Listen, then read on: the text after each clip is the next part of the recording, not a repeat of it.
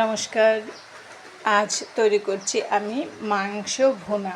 এখানে দুইটা মুরগি আমি কেটে সুন্দর করে ধুয়ে পরে লবণ, হলুদ, মরিচ, পেঁয়াজ বাটা, আদা বাটা, হালকা একটু মরিচ এগুলো দিয়ে মেখে রেখেছি। প্রায় ঘন্টাখানেক আগে আমি মেখে রেখেছি। এখন আমি এটাকে ভুনা করব। ভুনা করার জন্য আমি কড়াই নিয়েছি চুলায়। কড়াইটা হালকা গরম হয়েছে, আমি একটু সয়াবিন তেল দিয়ে দিলাম। এই মাংসটা আমি যখন মেখে রেখেছি তখন এর মধ্যে কিছু সরিষার তেল দিয়ে দিয়েছিলাম। সরিষার তেল দিয়ে মেখে রেখেছিলাম। আমি তেলটা গরম হয়ে গিয়েছে, এর মধ্যে একটু জিরা দিয়ে দিলাম একটা তেজপাতা, দিয়ে দিলাম একটা শুকনো মরিচ। এখন দিয়ে দিচ্ছি আমি পেঁয়াজ কুচি। এর মধ্যে দিয়ে দিলাম গোটা কতগুলো রসুনের কোয়া।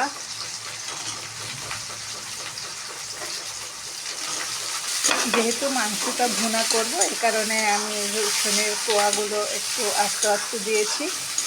ভুনা মাংসে রসুনের কোয়া আস্তে আস্তে দিলে এটা খুব টেস্ট হয়, এ কারণে আমি এটা আস্তে করে দিই।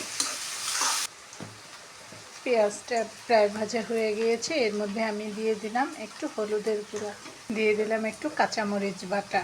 মাংস মাখার সময় আমি মরিচ দিয়েছি, কিন্তু কতটুকু দিলাম ঠিক মনে করতে পারছি না, এই কারণে এখানে আমি আরও একটু মরিচ দিয়ে দিলাম। কাঁচামরিচ বেটে রেখেছিলাম, সেই বাটা মরিচ দিলাম। এর মধ্যে দিয়ে দিচ্ছি একটু জিরার গুঁড়া, একটু জল দিয়ে দিচ্ছি মশলাটা ভালোভাবে ভাজার জন্য। মশলাটা একটু কষিয়ে নিচ্ছি। এখন এর মধ্যে আমি দিয়ে দেব মাংস, দিয়ে দিচ্ছি মাংসগুলো।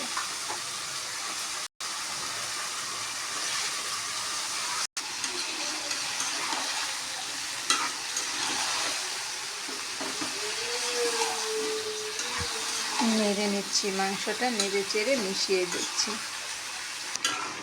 মাংসটা প্রায় কষানো হয়ে গিয়েছে। এখন আমি জল দিয়ে দেবো একটু রান্নার জন্য।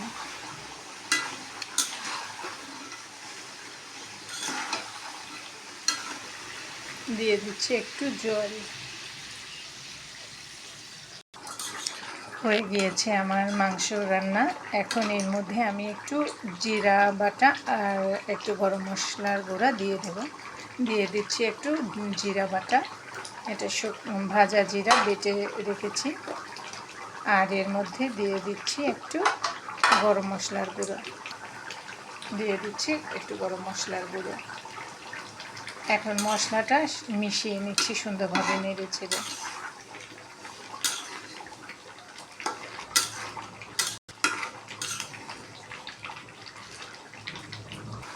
হয়ে গিয়েছে তরকারি, এখন নামিয়ে নিচ্ছি তরকারিটা।